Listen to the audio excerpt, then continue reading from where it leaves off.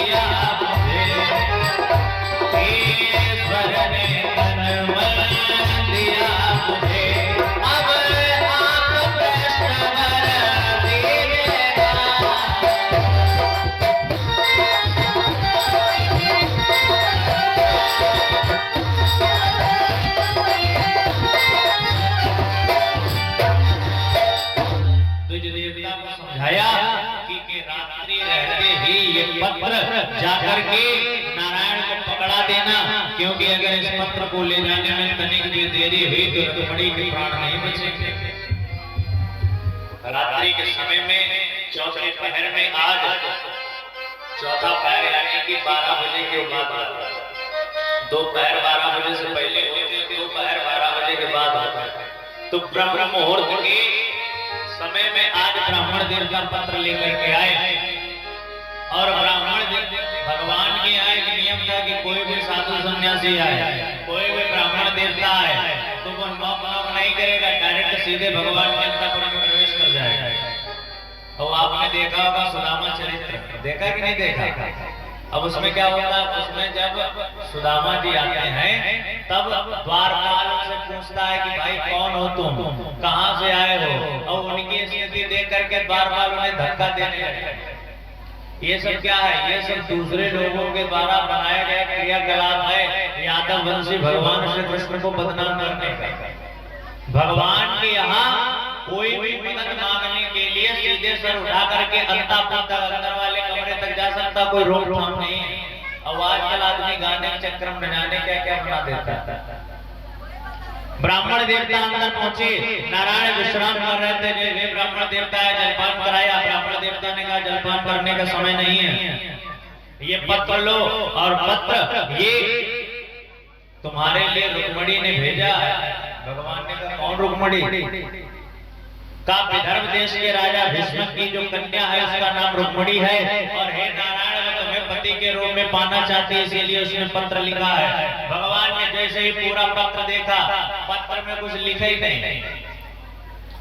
रुक्मिणी जी क्या कहती हैं, पत्र जब लिखती हैं तो लिखते लिखते इतना रो रहे हैं कि जो लिखती हैं वो मिटता चला जाता है, लेकिन फिर भी भगवान रुक्मिणी की अंतर आत्मा को पहचान लेते हैं कि रुक्मिणी ने क्या क्या लिखा।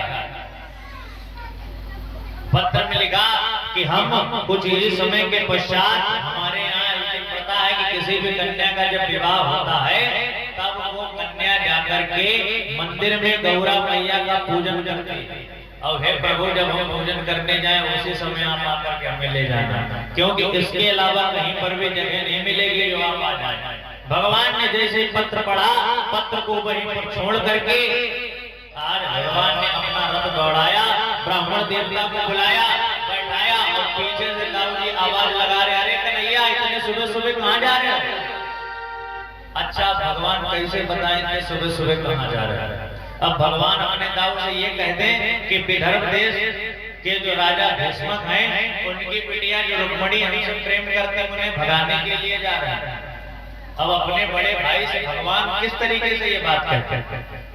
अच्छा आजकल का आदमी ऐसे कह देता है, आजकल आदमी कहता है तुमसे कोई मतलब, अरे हमें जो करना है वो हम करेंगे, हमें किसी से प्रेम है, किसी को भी भला करके आए तुम्हें कोई दिक्कत?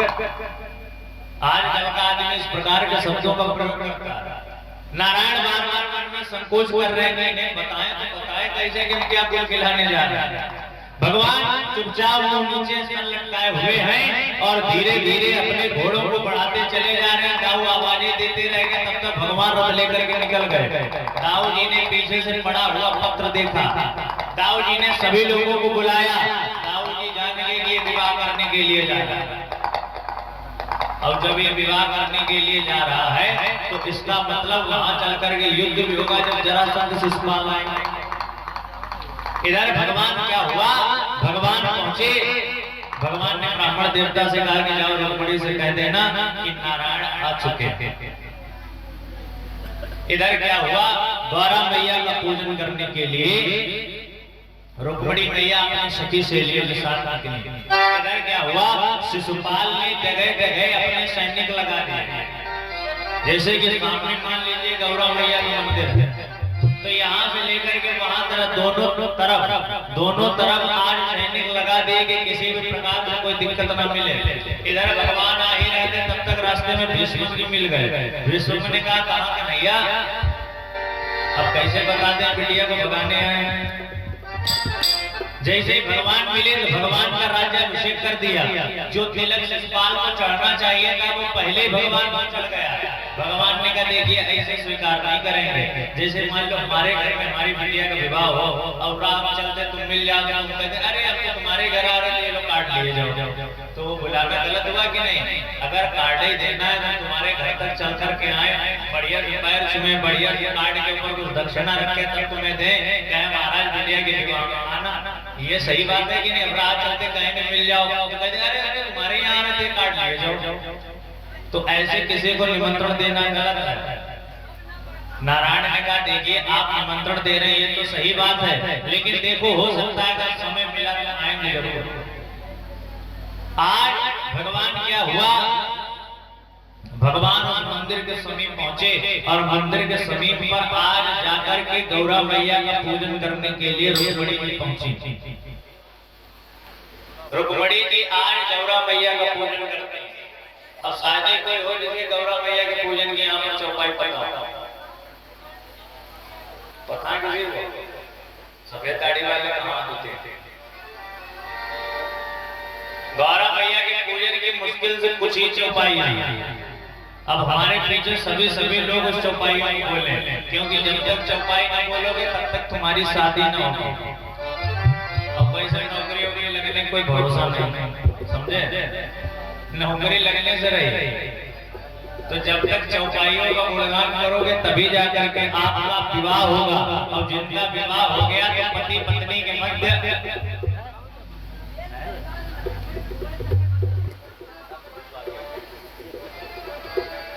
जो चौपाइयों का गुणगान करेगा उसका विवाह होगा, पहली बात। और दूसरी बात जिनका नहीं हुआ उनका हो जाएगा। जिनकी हुई है तो पति पत्नी के बीच जो मनमुटाव बना रहता है ना कि किसी बात को लेकर के झगड़ा बना रहता है, तो इस कथा कहानी को सुनने से उनके बीच में झगड़ा नहीं है।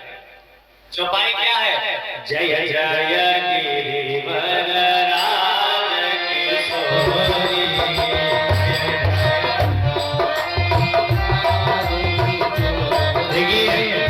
बोलिए सभी लोग उसके पीछे चौपाई का गुणगान करें, तालियों की सेवा करते हुए।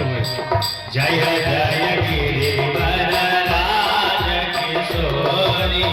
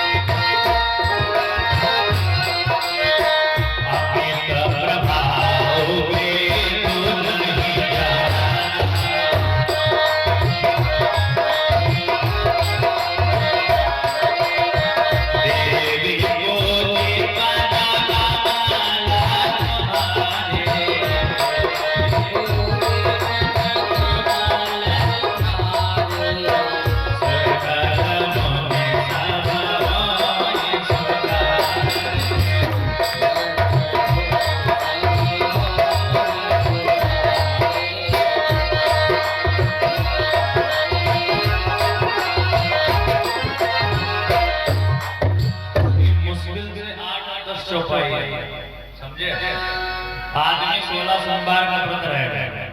16 सोमवार का व्रत रहने के पश्चात भी अगर तुम्हें ये चौपाई नहीं पता तो तुम्हें आप चाहे कितना भी गौरा मैया की पूजा कर लो, भोले बाबा की पूजा कर लो, तुम्हें पति अच्छा मिलने वाला नहीं है। तो जैसे मान लो भगवान के सामने तुम धूप बत्ती कर रहे हो, समझे? अच्छा धूप बत्ती करने का तुम्हें मंत्र ही नहीं पता, धूप बत्ती करने से क्या फायदा तुम्हारा? अब मान लो मंत्र संस्कृत में लिखे हैं, तुम नहीं समझ सकते, चौपाइयां तो हिंदी में लिखी ना पता है तो किसी न किसी से अगल बगल वाले जो पढ़ा लिखा उनसे पूछ लो। ये 8 से 10 चौपाइयां प्रत्येक व्यक्ति को याद होनी चाहिए। जब भी आप गौरा मैया का पूजन करें तब इन चौपाइयों को अवश्य बोलें। रामायण उठा करके देख लो, ये सभी चौपाइयां तुम्हें गौरा पूजन में मिल जाएंगी। आज गौरा मैया की पूजा की, गौरा मैया की पूजा करते ही गौरा मैया के गले से एक माला उतरी और माला खसक करके रुक्मिणी मैया के हाथों में आ गई। गौरा मैया की मूर्ति से आवाज आई, छिप कर जिसको अपनाया है, इस दुनिया से छिप करके तुमने जिससे प्रेम किया है आज वो तुम्हारे समक्ष आएगा। छुप कर जिसको अपनाया है प्रत्यक्ष उसे अपना।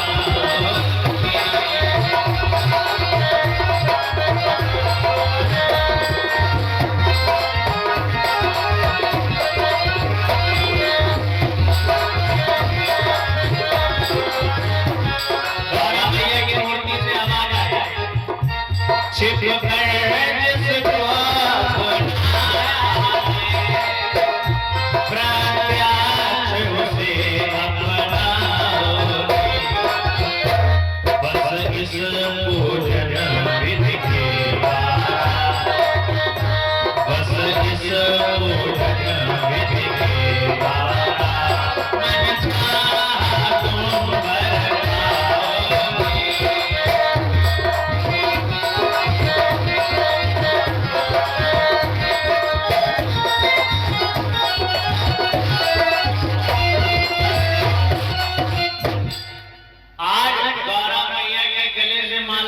करके रुक्मिणी मैया के हाथ में आ गई। ऐसा प्रतीत होता है कि आज गौरा मैया साक्षात दर्शन दे रहे हैं, बता रही हैं कि हे रुक्मिणी, इसमें कोई संदेह नहीं कि तुमने जिसे दुनियादारी से छिप करके प्रेम किया है वो उत्तम अभिलाषा तुम्हारी है। प्रत्येक व्यक्ति यही तो चाहता है कि नारायण हमें पति के स्वरूप में मिले।